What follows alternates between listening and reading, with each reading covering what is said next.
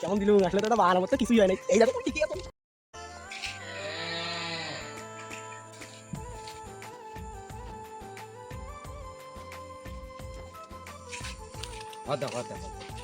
কিরা না আসে এখানে কি করিস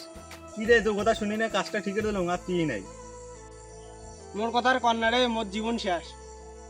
কি হয়েছে তা তোর? পাতলা পায়খানা হচ্ছে রে আরে কালকে শ্বশুর বাড়ি গেলুম তুই এমন খান খাইছে কালকে শ্বশুর বাড়ি থেকে আসিয়ে পায়খানা ঢুকছুম কাজ দিয়ে সকালবেলা উঠি দেখো পায়খানা ভর্তি হয়ে আসে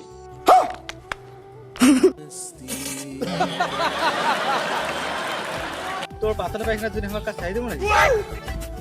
তুই কি করিস কো ভাই আমার কাজ ঠিকই নিছি তো কাজ করাইলি কি করে